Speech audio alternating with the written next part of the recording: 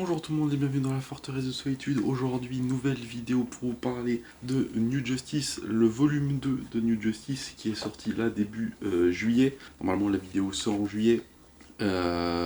C'est toujours Scott Snyder, James Tynion, Jorge Jiménez, Jim Cheung, Francis Manapul et on a du Javi Fernandez à la fin, celui qui a dessiné DCKO. On a du Stephen Segovia, Guilhem March, Daniel Sampere aussi, Pascal Ferry. Manapul, Javier Fernandez, maintenant c'est Ravi, c'est plus Javier, je sais plus. Bref, traduction de Edmond Touriol, c'est ça fait 368 pages et ça coûte 26€. Vous avez les informations qui sont imprimées à l'arrière. Parce que comme dit, les paperbacks sont là pour durer et pour ne pas changer de prix parce que c'est du souple.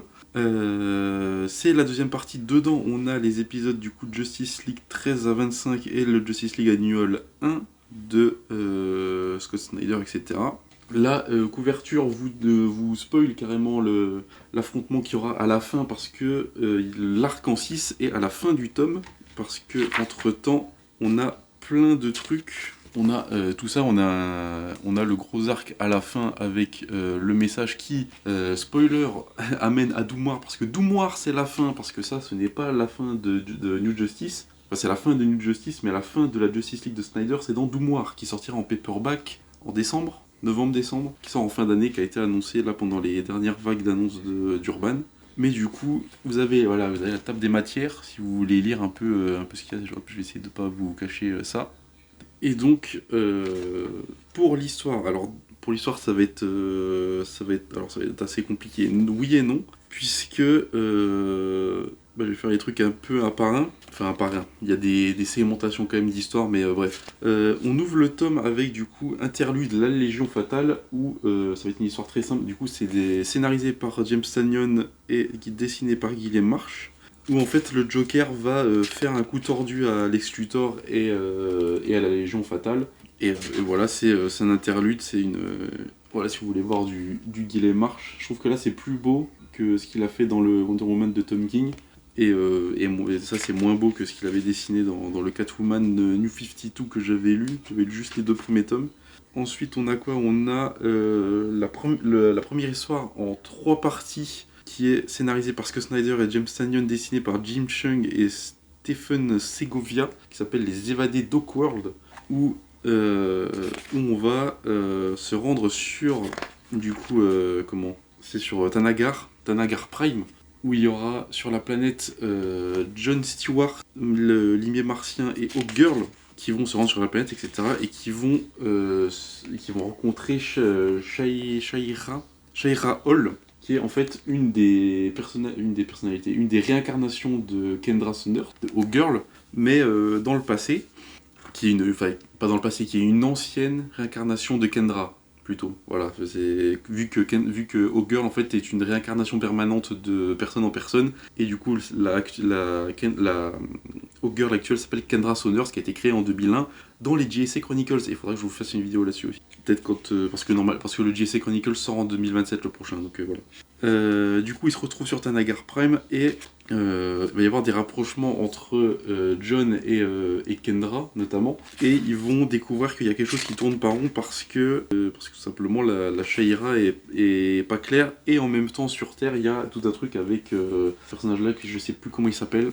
Je sais plus si c'est Starman ou quoi, mais en gros, ce qui se passe sur Tanagar va avoir un effet en plus sur lui, et l'histoire est très cool, et on va aller de rebondissement en rebondissement, notamment avec les pouvoirs de John Jones, etc., et de ce qu'ils vont devoir faire.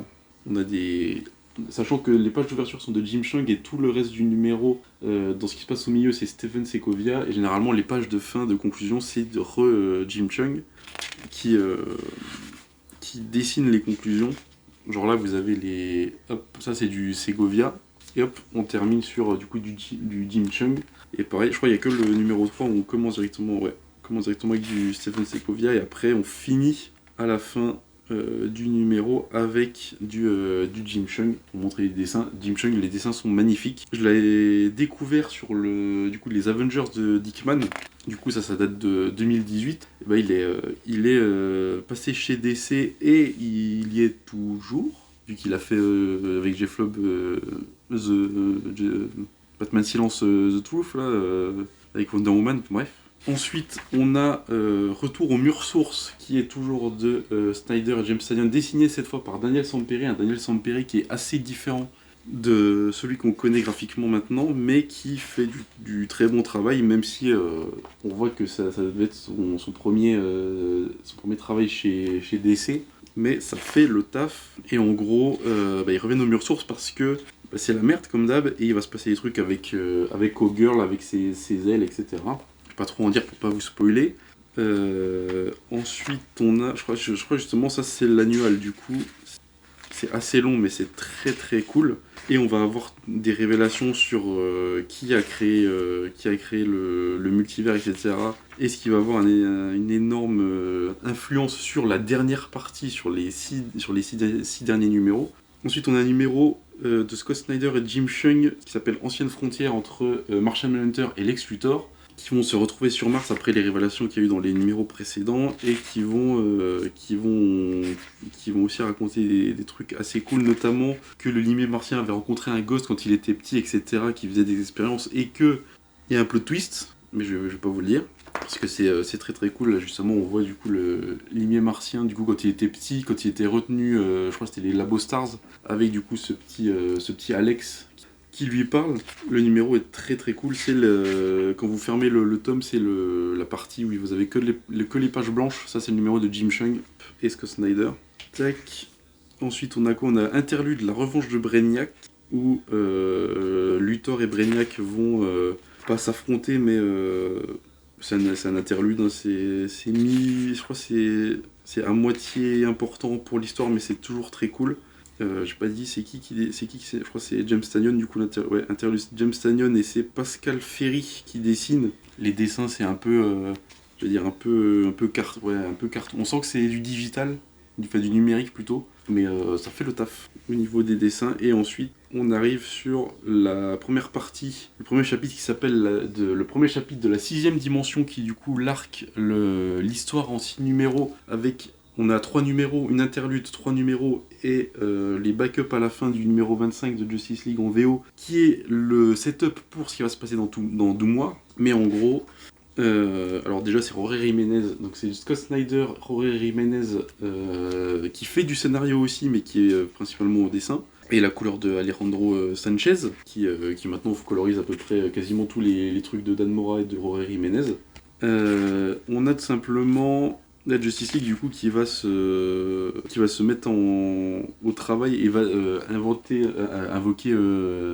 l'autre là, le magicien de Superman, la je sais, il y en a qui le disent, mais moi je vais arracher son nom, donc je vais pas le dire. Enfin, vous le connaissez là, lui, hop. Ils vont l'invoquer parce qu'ils ont besoin de lui pour tout ce qui s'est passé avant, et du coup je vous révèle le truc principal parce que sinon je peux pas en parler sans révéler ça. En gros, la créatrice du multivers s'appelle Perpetua et a notamment créé l'Anti-Monitor, le Monitor et le Forge-Monde, qui sont ses enfants, etc. Et du coup, la Légion Fatale veut la ramener à la vie, sauf que, plot twist, ce qu'elle voulait faire, c'était créer un univers de merde, vu que c'est elle qui a créé le multivers. Du coup, Muxi, là, Muxi Pixels, va expliquer que c'est elle qui a créé le truc, et pendant l'arc, ils vont découvrir qu'en fait, elle est malfaisante, etc. Ils vont notamment envoyer Superman du coup dans la 6ème dimension, c'est pour ça que ça s'appelait comme ça, pour qui je sais plus ce que c'est, mais je crois que c'est non, il l'envoie dedans parce qu'il y a que lui qui ne deviendrait pas fou en voyant la 6ème dimension. Et en fait du coup il ferme la porte et il revient du coup comme ça. Sauf que vous l'avez vu à la cover, c'est pas un gentil. Et du coup, il amène tout le monde dans cette nouvelle période avec tous les héros qui sont en version futuriste, pendant que Superman, en fait, il est piégé dans une dimension noire où il n'y a pas de soleil, et du coup, il y a un soleil qui est très loin, qui est juste assez puissant pour qu'il puisse vivre, mais qui va l'obliger à rester là s'il veut garder ses pouvoirs. Et on va révéler tout ça, et du coup il y aura un reveal sur qui est réellement ce Superman là, parce que non, ce n'est pas Clark, ce n'est pas un Clark du futur, et pourquoi ils veulent faire ça, etc.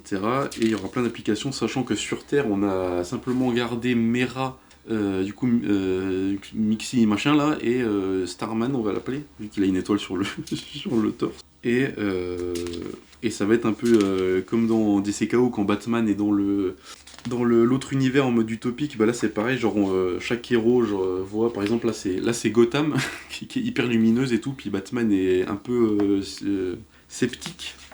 Mais du coup on va voir tout ça, et on va surtout avoir ce petit personnage là de Shane qui est en fait le fils de Kendra et de Martian Manhunter, qui va révéler que c'est une supercherie, monsieur l'agent. Et voilà, et du coup on a ce truc là de l'autre Clark qui va aller voir notre Superman.